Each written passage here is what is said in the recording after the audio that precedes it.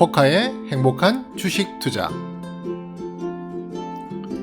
안녕하세요. 행투지기 코카입니다. 이번 시간은 코카의 관심 종목인 코오롱 글로벌에 대한 종목 점검 두 번째 영상입니다. 아직 일부 기본적 분석 안 보셨다면 함께 보시길 추천합니다. 그럼 코오롱 글로벌의 팔로우 영상 시작합니다. 네, 제가 제 기록을 보니까 지금 코오롱 글로벌을 제가 지난번 팔로업 첫 번째 영상을 올려드렸던 게 9월 25일경이더라고요. 네, 날짜상으로는 거의 2주 정도가 지났는데 사실상 영업일 기준으로 봤을 때는 6일에 불과하더라고요. 추석 연휴도 끼고 이러다 보니까 사실상 실질적인 영업일은 그렇게 2주만큼 길지는 않았더라고요. 다 같이 종목 점검 두 번째 시간, 코오롱 글로벌의 종목 점검 두 번째 시간을 같이 하시면서 또 같이 공부도 하시고 하나하나 확인해 가는 시간을 가져보도록 하겠습니다.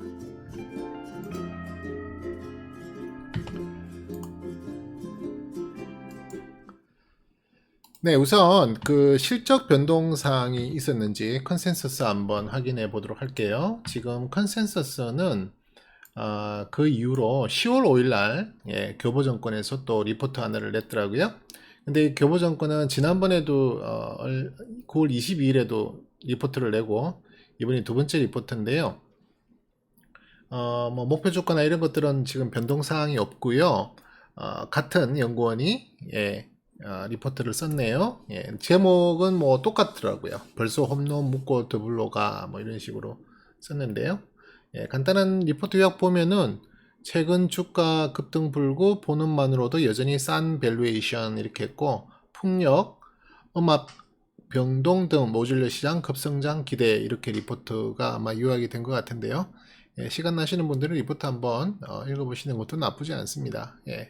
그래서 일단 지금 10월 5일 기준으로 새로운 리포트가 하나 나왔기 때문에 제가 기록하고 있는 실적에 무슨 특별한 변동이 있는지도 한번 확인해 보도록 하겠습니다. 일단 연간으로 한번 봤을 때는 2020년, 2021년, 2022년에 약간의 변화가 있었는데요. 종합적으로 봤을 때는 지난번에 제가 말씀드렸던 그때 그 수준과 별 차이는 없습니다. 2020년도 전년 대비 32% 성장, 그 다음에 2021년은 18% 성장, 그 다음에 2022년은 26% 성장을 보이는 그 전체적인 퍼센테이지에는 변동이 없고요. 대신에 이제 세부적으로 뭐 영업이익이 뭐 조금 올랐다거나 조금 내린 뭐 거의 아주 미미한 수준의 변동 정도. 그다음 EPS도 마찬가지로 조금 오르기도 했고 2021년은 조금 내리기도 했고, 그다음에 매출액도 조금 오르기도 했고 조금 내리기도 했고, 그러니까 일방적으로 영업이익, EPS, 매출액 모두가 다 뭐 성장을 했거나 아니면은 더 하락을 했거나 하는 그런 변동성은 보이지 않았고요. 그냥 조금 그 항목마다 조금 변동이 서로 엇갈리는 그런 모습을 보였지만 결과론적으로는 뭐 특별한 변동은 없다. 그렇게 보시면 될 것 같고요. 가치 평가를 기준으로 봤을 때는 2020년은 원래 0.29에서 0.33 약간 올랐고요. 그 다음에 2021년도 0.25에서 0.29로 약간 올랐는데요. 이 가치 평가는 PER이라고 하는 지표가 있죠. 그 PER을 기준으로 이제 이렇게 제가 공식으로 산출을 해내는데요. 대충 0.5 미만이면 이 기업이 주가가 저평가 국면이다 보시면 되고요. 그 다음에 1 정도면은 적정 주가, 또 1 이상이면 다소 고평가 국면으로 들어간다 이렇게 보시면 될 것 같아요. 그래서 지금 둘 다 뭐 올해도 그렇고 내년도 그렇고 0.5 미만, 특히 0.29 내년 2021년 같은 0.29니까 여전히 아주 저평가 국면으로 보셔도 좋겠다 이렇게 보이고요. 그 다음에 ROE도 지금 뭐 올해도 그렇고 내년, 내후년 여전히 두 자릿수 이상 10.0% 이상의 높은 성장 ROE를 보여주고 있기 때문에 여전히 좋다. 저는 이걸 이제 10 이상부터 조금 의미를 두거든요. 10 미만은 조금 ROE가 약한 거고요. ROE가 10 이상이 될 때 비로소 성장성이 좀 가속화가 될 수 있는 그런 수치로 봅니다. 그래서 일단은 다 10 이상이기 때문에 아직 저기 코론 글로벌은 계속해서 그 성장성을 좀 기대할 수 있겠다. 지금 현재 실적으로도 그렇다는 거예요. 예, 지금 현재 실적으로도 작년에 일단 2019년도 10.74로 이제 두 자릿수에 들어왔잖아요. 예, 그리고 이제 올해부터 이제 본격적으로 상승 그 폭이 커지고 있다. 성장성이 커지고 있다. 보시면 좋을 것 같고요.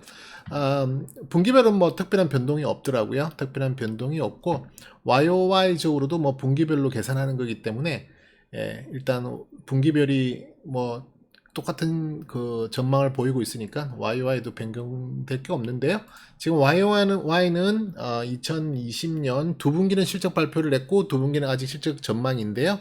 그 두 분기 실적 발표된 수치와 또 두 분기의 실적 전망을 다 합쳤을 때 약 29% 정도의 성장성을 예상하고 있고요.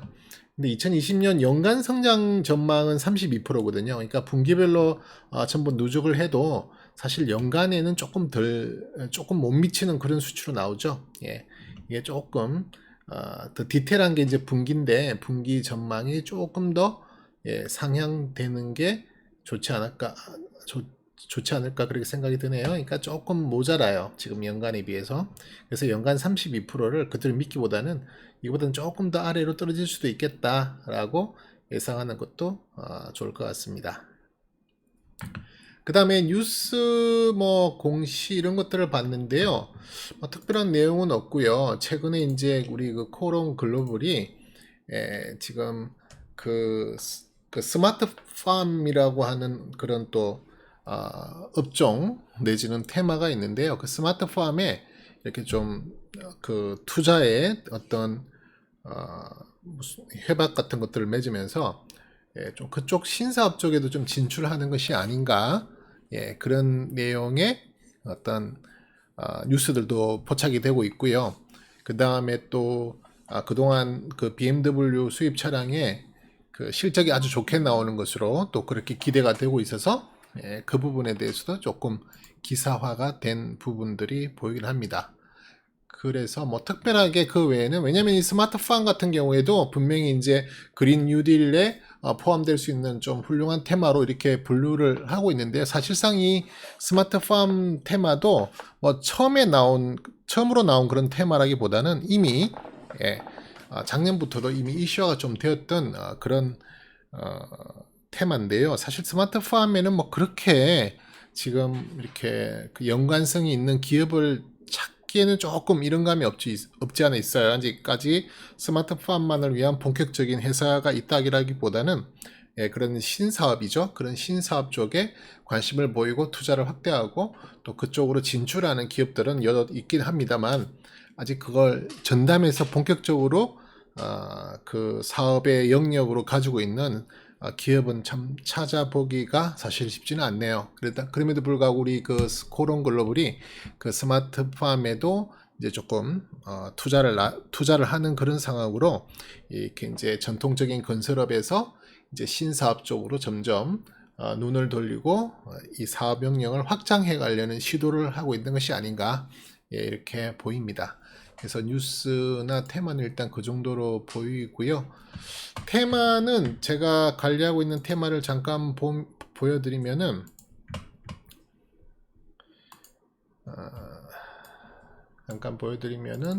지금 사실상 그 테마는 건설업이에요. 그죠? 코론 글로벌은 주로 이제 건설업이라고 보셔야 되는데 건설업은 지금 사실 계속 좋지가 않아요. 여기 보면은 몇 안 되는 좀 하방을 보이고 있는 업종 중에 하나가 이 대형 건설사 쪽인데 물론 코론 글로벌은 꼭 대형 건설사로 분류하기는 조금 무리가 있지만 중견 건설사니까요. 좀 무리가 있지만 이제 시가총액상으로 그렇다는 거예요. 그래도 이제 테마로 분류할 때 또 업종으로 분류할 때는 코론 글로벌은 대형 건설사의 테마나 업종에 넣고 이렇게 모니터링을 하고 있거든요. 근데 그 대형 건설사는 조금 부진하다. 그러니까 본업인 건설업은 지금 조금 안 좋은 상황인 건 사실이잖아요. 그러다 보니까 그 부분에 대한 기대감이라기보다는 이제 최근에 한창 그 뜨고 있는 풍력, 그죠? 풍력.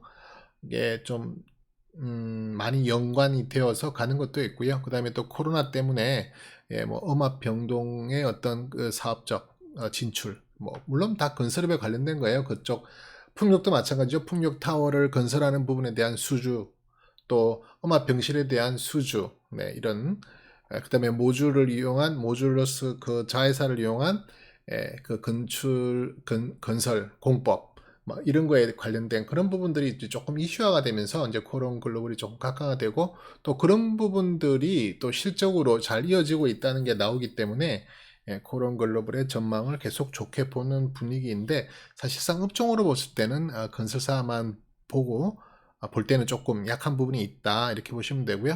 아까 언급했던 스마트팜 같은 경우에도 지금 뭐 아직은 좀 미미한 테마 업종으로 분류될 수 있지만 성장성만큼은 참 크게 볼 수 있다 이렇게 보시면 됩니다. 스마트팜이라고 하는 건 딴 건 아니고요. 사실은 어떤 IT라든지 또 그 기술이 이 그러니까 농업의 접목이 돼서 조금 첨단 농업 관리할 수 있는, 그러니까 첨단으로 그 농업을 관리할 수 있는 뭐 그런 어떤 사업 형태라고 보실 수 있는데요. 뭐 예를 들어서 뭐 핸드폰이나 뭐 이런 통신을 이용해서 원격으로 그 농장 시설을 제어한다든지 이런 부분이거든요. 그러니까 예전에는 그냥 전통적으로 비닐하우스 정도 쓰는 게 이제 일반적인 조금 부가가치를 더 높일 수 있는 농법이라고 했다면 지금은 이제 비닐의 어떤 비닐하우스라기보다는 이제 뭐 이렇게 특수한 유리, 뭐 강화 유리라든지 또는 코론 글로벌에서 지금 관심을 보이고 있는 그런 투자 대상 회사 같은 경우에는 좀 특별한 컨테이너, 그러니까 특수 재질의 컨테이너를 이용해서 짜투리 공간 같은 곳을 이용해서 농작물을 또 고급 부가가치의 농작물들을 이제 손쉽게 재배할 수 있는 그런 농법이나 또 기술, 그 다음에 이제 설비 뭐 이런 것들을 관장하는 그런 테마 업종이라고 볼 수 있죠. 그쪽에 좀 진출한다는 건데요. 그조차도 어떤 투자의 일부분에 포함되는 거지 코론 글로벌이 본격적으로 글로 간다 뭐 이런 건 아니에요. 그러니까 여러 가지 우리가 주가가 상승을 하게 되면 많은 기사라든지 또는 많은 분석을 하시는 전문가들이 여러 가지 구실을 찾게 되거든요. 뭐 갖다 대는 거예요. 그러니까 자 이렇게 주가가 오르는데 뭐 때문에 오를까? 막 이런 식으로 하면서 이것저것 리서치를 하면서 이제 발견되어지는 어떤 연관성이 발견되어지는 것들을 어떻게든 끌어모아가지고 그걸 갖다 붙이는 것도 사실 없지 않아 있어요. 또 그럼에도 그 부분이 실질적으로 또 그렇게 사실적인 부분이기도 하거든요. 그래서 스마트팜에 대한 것도 사실상 앞으로 차세대 먹거리로 우리가 또 충분히 한번 생각해 봐야 될 전통적인 그런 농법이 조금 더 첨단 기술을 이용한 또 그래서 활용도 또는 그 효율성이 높아지는 그런 쪽으로 가는 건 분명히 신사업이잖아요. 그러니까 그런 신사업 진출 또 풍력 같은 것도 대체 에너지에 대한 신사업 진출이잖아요. 그러니까 그러한 부분에 대한 것들이 끊임없이 연결되고 이어져 나간다는 것은 이 코론 글로벌의 앞으로 사업적 성장성도 분명히 좋게 볼 수 있다. 뭐 이렇게 판단할 수 있겠죠. 그래서 비단 꼭 그 주가가 오르기 때문에 뭐 그거에 대한 구실을 갖다 붙인다는 것도 물론 사실이긴 하지만 그것보다도 또 그렇게 긍정적으로 생각할 수 있는 부분도 분명히 있다. 이렇게 말씀드리고 싶습니다. 그러니까 풍력 같은 경우가 최근 조금 조정기를 거치다가 다시 지금 좀 반등세를 보이고 있잖아요. 이게 풍력이 여기 있죠. 다시 이제 이 최근 5일 평균이 이렇게 급등하는 모습, 노란 선이 지금 갑자기 또 치고 올라오죠. 그래서 여기 파란 선이 20, 그다음에 15, 그다음에 이제 사실은 뭐 제가 그냥 현재라고 이야기를 하는데요.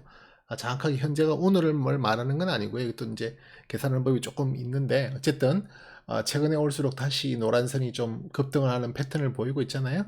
그래서 이 풍력이 지금 이 코론 글로벌하고는 약간 또 연관이 있다.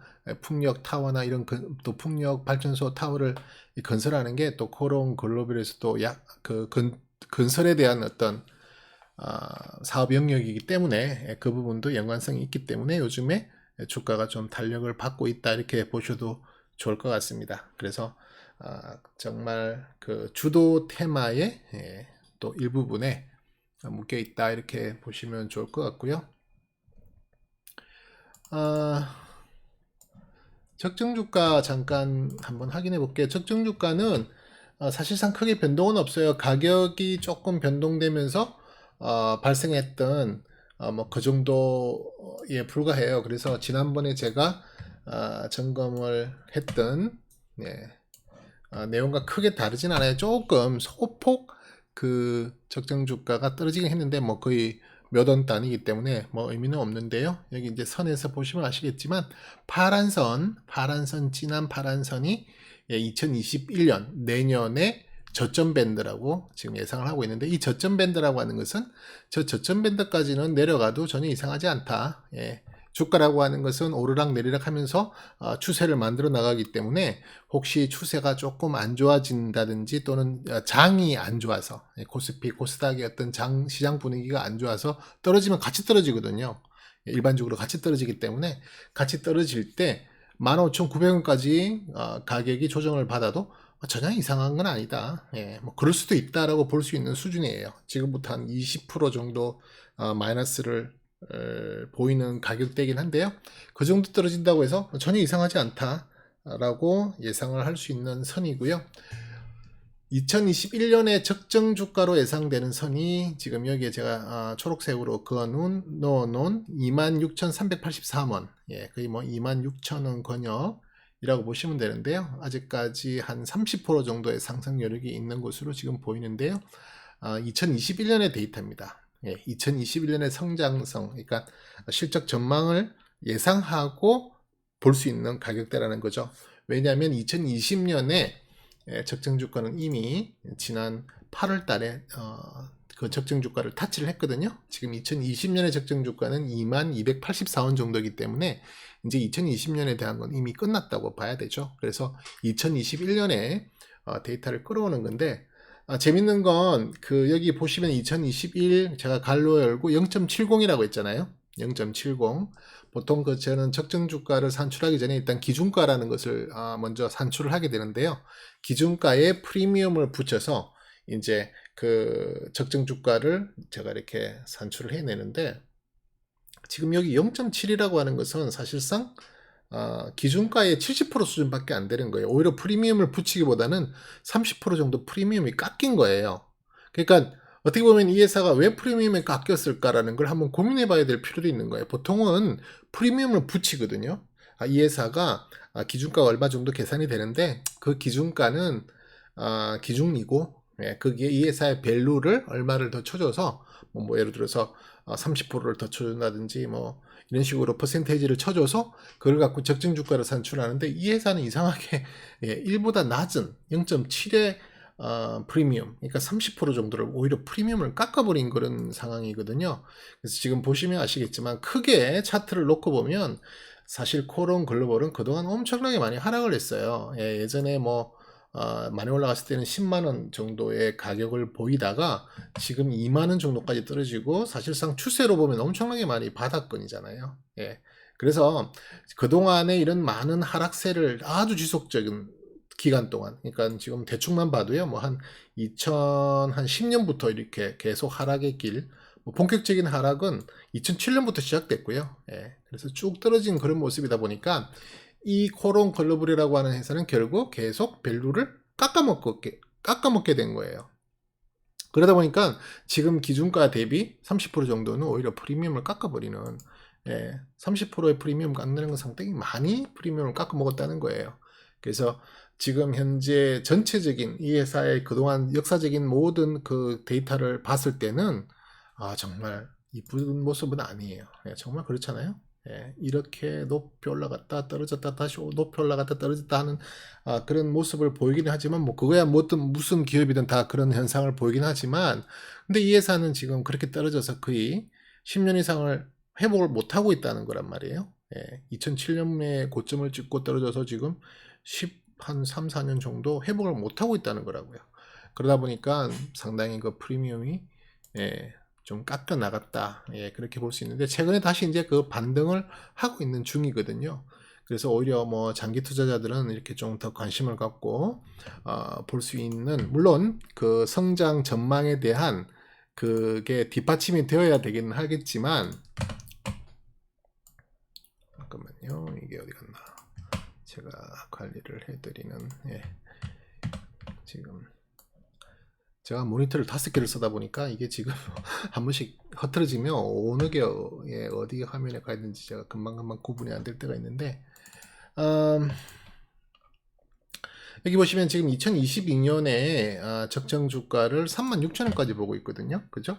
2022년에 실적 전망을 기준으로 한다면 36,000원까지 보고 있기 때문에 36,000원이면 지금부터 거의 36,000원이면 지금부터 거의 한 80% 90%까지도 성장성을 성장할 수 있는 룸이 있다, 이렇게 볼 수도 있잖아요. 그러니까 어떻게 보면 좀 장기 투자자들한테도 매력이 있는 그런 기업이 아닌가. 그동안 너무 많이 떨어졌기 때문에 그런 말씀을 드릴 수 있는 거예요. 그렇다고 해서 이 회사가 실적이 좋지 않느냐? 그렇지 않거든요. 점점 그 실적의 그 턴어라운드를 보이고 있고요. 그죠?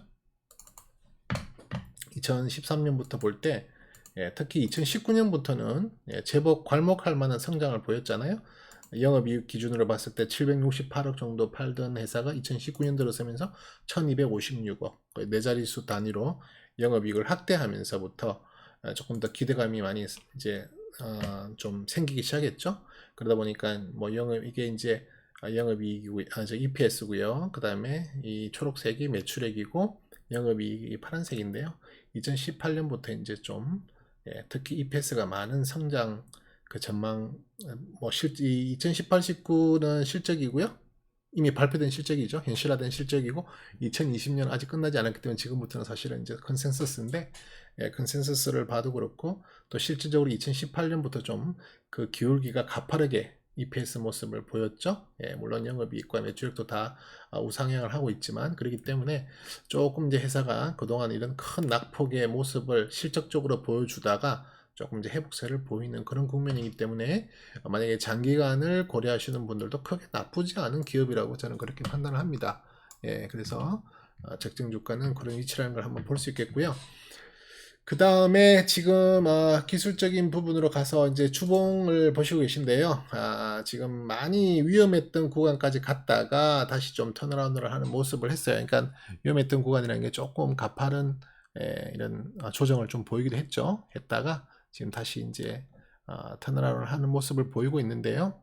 지금 어느덧 이제 올해의 적정 주가 수준까지는 가격이 올라온 상태예요. 근데 아직 보스티안 지수는 지금 물론 조금 돌리려고 애를 쓰고 있는데 아직 골든은 나는 자리는 아니네요. 그죠? 골든이 나는 자리도 아니고, 특히 지난주 이번 주 다 5거래일의 영업이익 동안 거래가 되지 않았기 때문에, 뭐 추석 연휴도 그렇고 이번 주는 이제 한글날 연휴 때문에 영업일 수가 며칠 빠지다 보니까 그럴 수도 있겠지만, 지금 거래량이 상당히 많이 줄어든 상태라서 뭐 거래량적인 측면에서 상승세를 인정하기에는 조금 아쉬운 부분이 있다. 하지만 뭐 영업일 자체가 적었기 때문에 이 거래량은 조금 의미하기가 조금 힘든 그런 부분이 있고요. 12주선인 노란 선이 있죠. 제가 상당히 중요하게 여기는 이 추세선인데, 이 추세선을 아직은 지키고 있기 때문에 여전히 상승 추세라고 봐도 좋다.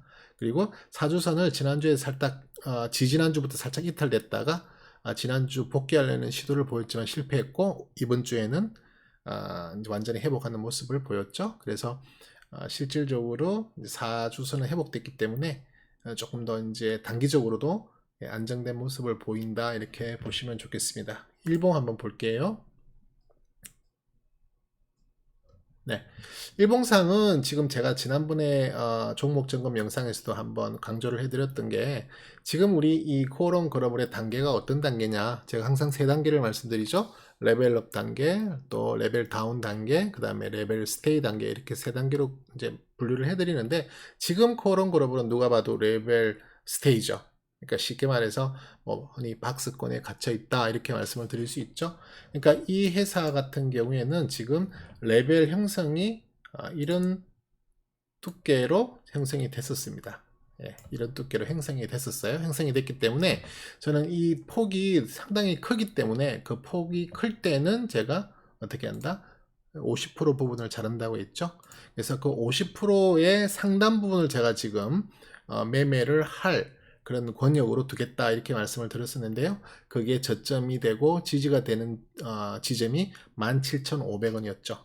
17,500원을 지켜준다면 이 전체적인 그 레벨의 50% 상단 50%를 지켜주는 거기 때문에 추세가 아주 좋게 볼 수 있다 이렇게 말씀을 드린 적이 있는데, 물론 17,500원이 무너진다고 해서 이게 본격적으로 레벨 다운으로 간다라고 말씀드릴 수는 없어요. 왜냐면은 레벨 자체의 두께가 되게 두꺼운 거예요. 11,550원이 레벨의 하단, 레벨의 지지선이다 볼 수 있거든요. 그러니까 실질적으로 11,550원까지 내려와서 이게 붕괴되지 않는다면 사실은 레벨 다운의 시작이라고 볼 수는 없어요. 하지만 워낙 두꺼운 레벨층이기 때문에 절반 정도를 나누어서 리스크를 관리하는 게 훨씬 안전하다. 혹시 무너져도 리스크의 그 폭을 상당히 축소시킬 수 있잖아요. 아니면 뭐 3, 40%뭐 많게는 뭐 아주 꼭지에서 잡으신 분들 같은 경우에는 지금 이 레벨의 상단에서부터 하단까지의 폭은 마이너스 50이에요. 마이너스 50% 손해본다는 게 그게 보통 일이에요. 아주 큰 손실을 보는 거예요. 그렇기 때문에 그런 리스크는 정말 떠안고 가기 어렵거든요. 그러니까 절반 정도만 하더라도 25%잖아요, 마이너스. 그것도 적지 않은 그 손실률인데, 그래서 저는 이제 17,500원 정도를 최후 보루로 보고, 17,500원에 가까울수록 제가 어떻게 한다 그랬죠? 저 같은 경우에는 분할로 계속 사모은다고 했어요. 그랬다가 이 레벨의 최고 상단, 그러니까 어떻게 보면 가장 저항이 심한 구간이라고 볼 수 있죠. 23,450원 구간에는 일부 물량을 또 줄일 수도 있다. 그러니까 스윙적인 관점에서는 17,500원 정도 하락 부분에 물건을 매집하고 물량을 매집하고, 또 23,450원 가장 상단 부분에는 물량을 어떻게 조금 조절하고 조금 줄일 수 있다고 했지만은, 기본적인 대부분의 물량은 23,450원을 돌파할 때부터 레벨업이 시작되죠. 그때 레벨업이 시작되는 거는 이제 한 단계 더 도약한다는 의미가 되거든요. 그 한 단계 도약할 때 제가 이 구간에서 매집했던 물량들의 본격적인 실적이라는 말이 이상하죠. 그때부터 실질적인 수익 구간으로 좀 그 수익을 확대시키는 구간이 되는 거예요. 이 안에서 왔다 갔다 하는 것 같고 큰 돈이 되질 않아요. 기껏해봐야 그냥 트레이딩 또는 스윙의 어떤 트레이딩 정도 수준에서의 적은 이익을 보는 거지만, 실질적으로는 레벨업 구간이 이제 진행이 되고, 레벨업 구간에 내가 물건을 갖고 있어야, 물량을 갖고 있어야만 실질적인 본격적인 그런 수익을 창출한다는 거죠.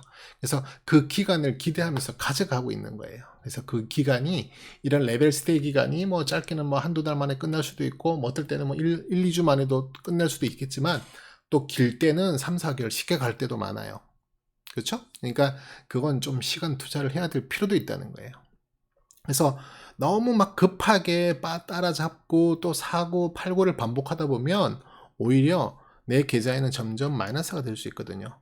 조금 느리더라도 조금 내가 원하는 권역대, 그러니까 저는 이제 지난번에도 항상 설명드리지만 그 권역을 또 3분할 하잖아요. 3분할 해서 적정하게 그 각 분할 구간의 적정 수준으로 배분해서 물량을 매집한다. 이렇게 생각하시면 좋거든요.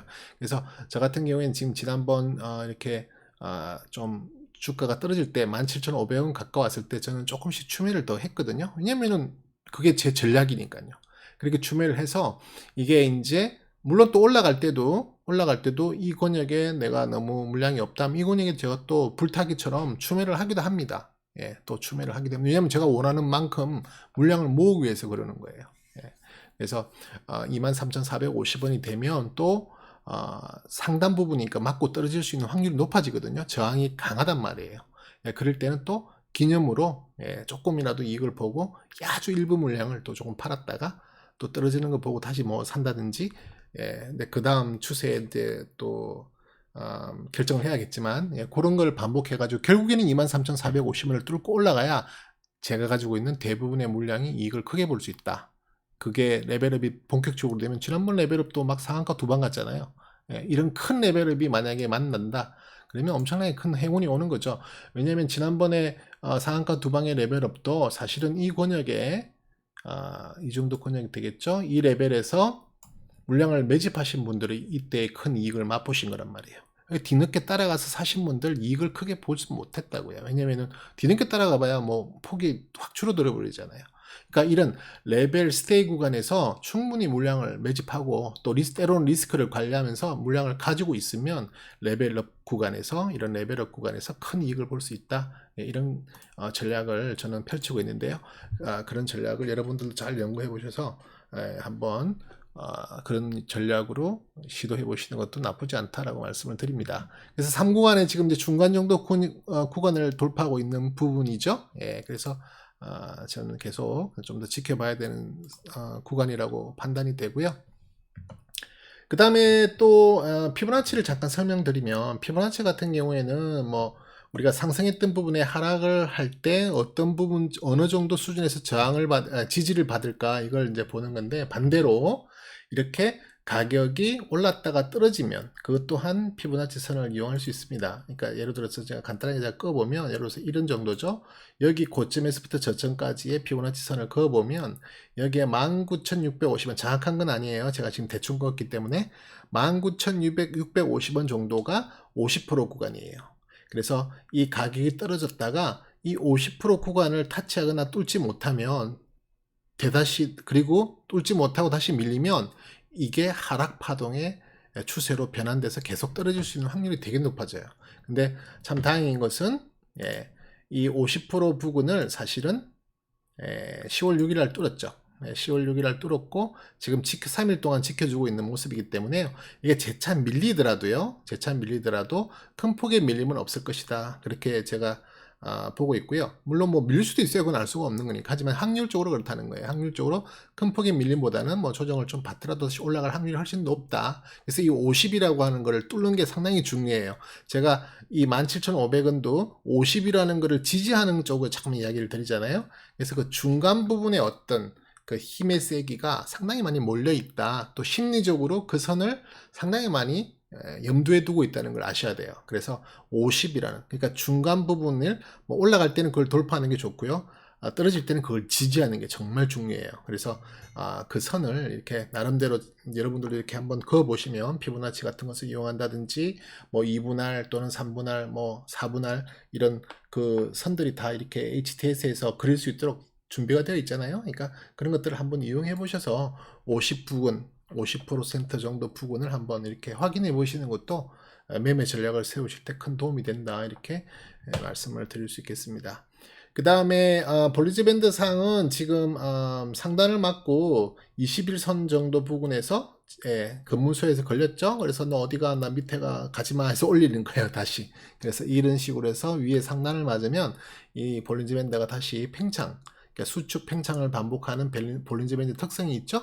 팽창되면서 좀 상승의 기운을 더 가져갈 수 있다. 쉽게 말해서 볼린저 밴드 하단을 만나러 가는 것이 원칙적인 건데 그 부분이 지금 제대로 안 가지고 있는 거예요. 왜? 자꾸만 위로 보내려고 하는 상승의 기운이 더 강하다는 걸 이제 반전적으로 보여주는 거거든요. 그러니까 지금은 하단을 만나지 않고 다시 21선을 뚫고 올라간다는 것은 여기 곧 얼마 안 가면 볼린저 밴드 상단을 만나요. 상단을 맞고 뚫고 올라가게 된다면 상단의 그 모양이 이렇게 팽창이 되면서 이렇게 윗방향으로 올라가거든요. 그렇게 됐을 때 잘하면 큰 시세도 나올 수 있다. 예, 그렇게 봅니다. 물론 뭐 그게 맞았다가 다시 또 밀릴 수도 있겠지만 만약에 뚫고 2, 3일 정도 버텨주고 올라간다면 이런 강력한 시세도 한번 분출할 수 있는 기운의 힘이 볼린저 밴드로는 포착이 됩니다.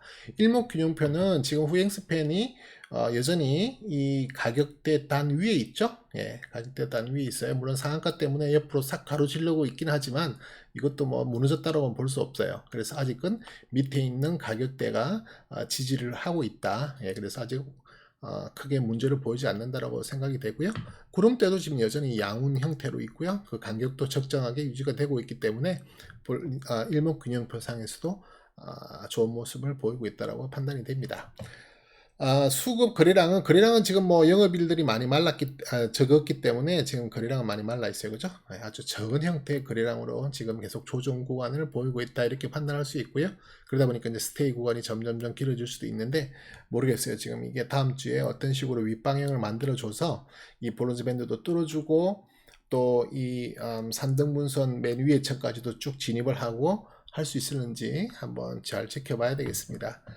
그 다음에 스토캐스틱 지표 잠깐 보면요, 나쁘지 않습니다. 지금 일간에 해당하는 부분은 이미 골든이 나서 윗방향을 향해서 올라가고 있는데요, 그 힘의 영향으로 주간 스토캐스틱도 K값이 지금 살짝 돌아 나가고 있죠. 예, 이게 지금 50 이상, 지금 현재는 49.07인데 50 이상을 뚫고 더욱 바랄 수 있는 건, 이게 이제 다시 골든이 나준다면 한 번 더 상승의 힘을 보여줄 수 있는 기회가 될 수 있다. 왜냐하면 밑에 있는 월간과 연간이 여전히 좋은 모습을 보이고 있기 때문에 그래요. 아주 장기 추세들이 좋은 모습을 보여주고 있기 때문에 이런 잔파동에 의해서 떨어지는 부분은 뭐 어떤 동기가 있으면 금방 회복될 수 있는 그런 기회로 갈 수 있거든요. 스토캐스틱은 좋고요. 그 다음에 RSI, CCI 같은 보조 지표들도 이미 골든 나 있는 상태이기 때문에 나쁘지 않다. RSI, CCI 같은 건 정말 보조 지표로 제가 그냥 정말 참고로만 보는 거예요. 어떤 분들은 RSI 가지고 기준으로 해서 매매하시는 분들도 제가 봤는데요. RSI만 갖고 투자를 판단을 한다는 건 너무 위험해요. 말 그대로 보조 지표고요. 다른 어떤 여러 가지 그 내용들을 가지고 그냥 조금 보조할 수 있는 데이터다 정도로만 아셔야지, RSI나 CCI 같은 보조 지표에 너무 크게 의존하시는 것은 바람직하지 않다. 제가 그렇게 말씀드립니다. 그냥 저는 참고로만 이렇게 띄워놓은 상황이라고 보시면 돼요. 그 다음에 이제 수급적인 부분은 지금 그동안 어떻게 보면은 가장 큰 세력이라고 할 수 있는 기관들이 조금 물량을 줄이고 있는 모습이에요. 그리고 그 물량을 지금 이제 개인이 조금 받고, 그다음에 외국인도 적정하게 받고 있는 수준인데요. 특별한 어떤 추세를 보이고 있는 주체는 보이지 않아요. 주체는 보이지 않지만 그래도 지금까지는 연기금이 중심이 돼서 조금 물량을 많이 매집해둔 모습은 보여요. 그죠? 그래서 이 연기금이 앞으로 어떻게 그 수급 관리를 하는지를 조금 관찰하는 것도 중요합니다. 그래서 연기금의 형태가 만약에 계속 매도세로 나오면서 주가가 떨어진다거나 하는 것은 좋은 모습이 아니에요. 예. 그래서 또 주가가 너무 올라가고 있는 부분에 연기금의 물량이 또 많이 나온다. 그렇다면 그것 또한 그동안에 많이 매집해 두었던 물량을 많이 익절한다는 거죠. 이익 실현을 한다는 거기 때문에 그것 또한 좋지도 않아요. 그래서 연기금의 형태를 조금 더 지켜볼 필요는 있고요. 물론 뭐 주인이 또 바뀔 수는 있는 거니까요. 하지만 현재로서는 연기금을 중심으로 한 기관이 조금 이 코론 글로벌의 주인에 해당한다, 이렇게 보시면 좋겠습니다. DMI 지표는 지금 현재도 계속 양선이 위에 있는 상황이기 때문에 추세적으로는 전혀 훼손된 적이 없고요. 뭐 가까이 간 적도 별로 없어요. 이것도 물론 가까이는 갔지만 뭐 거의 어느 정도 일정 수준의 간격을 유지하고 있잖아요. 그래서 뭐 DMI 지수적으로도 아직은 추세가 잘 살아있다. 다행히 지금 행보 구간, 쉽게 말해서 레벨의 스테이 구간에 있지만 계속 추세는 어느 정도 살려내고 있다. 불을 꺼트리지 않았다. 이렇게 보시면 좋겠고요. 거래량 거래 대금에 관련한 MFI라든지 OBB도, 이것도 아까 RSI나 CCI 같은 그런 개념이에요. 이 자체는 말 그대로 보조를 할 뿐, 그래서 제가 차트상에 되게 밑에다 뒀잖아요. 그래서 이 두 부분도 그냥 보조로만 보신다 생각하는데, 여전히 이 두 개도 둘 다 골든이 났었고요. 골든을 지키고 있는 상황이기 때문에 뭐 좋게 해석할 수 있겠죠. 그 다음에 엠블럽 차트상으로 봤을 때는 지금 뭐 가운데 구간이라서 제가 어떤 평가를 내리기는 어렵지만, 지난번 조정이 엠블럽 차트 제일 위에 부분, 그러니까 하단의 제일 위에 선 부분에서 조정을 받고 올라갔고 갔기 때문에, 이제 반대로 이제 상단이 어느 부분일까를 관심 있게 봐야 되는데, 상단은 이 엠블럽 밴드의 상단의 첫 번째 짤 아랫부분에 지난번에 계속 맞고 떨어지는 모습을 보였잖아요. 그래서 이번에도 그 정도쯤을 어떻게 뚫고 올라가느냐, 이제 그걸 한번 볼 필요가 있는 거예요. 이렇게 힘이 좋을 때는 뭐 다 뚫고 올라가 버리니까, 그죠? 그렇게 된다면 뭐 이 부분까지도 충분히 타치할 수 있는 가능성이 있는데, 일단 그건 그냥 후행성에 관련된 거기 때문에 그냥 지켜봐야 된다, 뭐 그냥 참고로만 본다, 이렇게 생각하시면 되겠습니다. 그 다음에 제가 여러 차례 중요하다고 보는 차트 중에 하나가 바로 이 헤이킨 차트인데요. 헤이킨 차트 같은 경우에는 지난 10월 5일 날 일봉상으로는 매수 사인이 떴기 때문에 지금 그 힘으로 계속 올라간다고 보고 있습니다. 그리고 지금 여전히 그 추세를 계속 만들어 가고 있기 때문에 MACD라든지 또 이것도도 뭐 계속 양호한 상태로 가고 있고요. 그 다음에 주봉으로 보는 헤이킨 차트상은 이번 주에 매수 사인을 만들어냈습니다. 조금 아쉬운 거는 MACD까지도 조금 더 돌려내는 모습을 보였다면 더 좋았을 텐데요. 일단은 헤이킨 차트 상으로는 매수 사인이 떴고요. 다음 주, 그러니까 오는 주에 계속해서 좋은 모습을 보인다면 아마 MACD도 돌아 나가면서 이 주봉의 추세를 완전히 돌려놓는, 그동안 조금 옆으로 기는 추세를 만들었잖아요. 사실상 매도는 이날 2주에 매도 사인 났었어요. 9월 25일. 9월 25일은 안 났네요. 9월 29일 날 났었네요. 그죠? 지난주에 매도 사인이 났었는데 그걸 이번 주에 돌리는 형국이다. 이렇게 보시면 될 것 같거든요. 그래서 이번 주를 이어서 다음 주까지도 좋은 모습 보이면 또 이런 재차 상승하는 기운을 한 번 더 뽑아낼 수 있지 않을까 하는 기대를 가져볼 만한 차트입니다. 그 다음 매물 부담을 조금 보시면요. 지금 현재 이건 코오롱 글로벌의 전체적인 그 매물 밴드인데요. 지금 현재는 아주 밑에 부분에 위치하고 있죠. 예, 그래서 아주 위에 매물대가 아주 많이 있습니다. 그래서 제가 기록을 하는 데이터를 잠깐 보여드리면은, 지금 사실상 익절이 그동안 많이 됐었네요. 지난번 제가 점검했을 때 이후에 보면 익절이 좀 많이 됐었고요. 예, 아직까지 우리 가격대 위에는 한 35% 정도의 물량이 남아있다 이렇게 보시면 돼서 매물 부담은 좀 여전히 강한 편이다 볼 수 있겠습니다. 하지만 뭐 밑에는 대부분 그 대주주 물량이라고 봤을 때 현재 요 구간대, 그러니까 한 25,000원 구간대 매물만 좀 제거가 되면 그 다음부터는 뭐 크게 부담 가는 매물은 없어요. 이 한 칸 한 칸이 5%의 평균이기 때문에 5%보다 낮은 매물대는 크게 부담으로 생각 안 하셔도 되거든요. 그래서 지금 5%가 넘는 이 위에 상위 매물대만 조금 25,000원 정도 구간까지의 매물대만 뚫어내 준다면 그 다음부터는 매물대는 조금 덜 부담스러운 위치에 갈 수 있습니다. 생각보다 시간이 좀 길어졌는데요. 일단 코론 글로벌은 제가 계속 긍정적으로 지켜보고 있는 종목입니다. 그래서 앞으로 계속 좋은 모습을 보일 것을 기대하고요. 또 다음 주에도 그런 기대가 현실화되기를 바라면서 오늘 점검 두 번째 시간 마치도록 하겠습니다. 감사합니다. 지금까지 코카였습니다.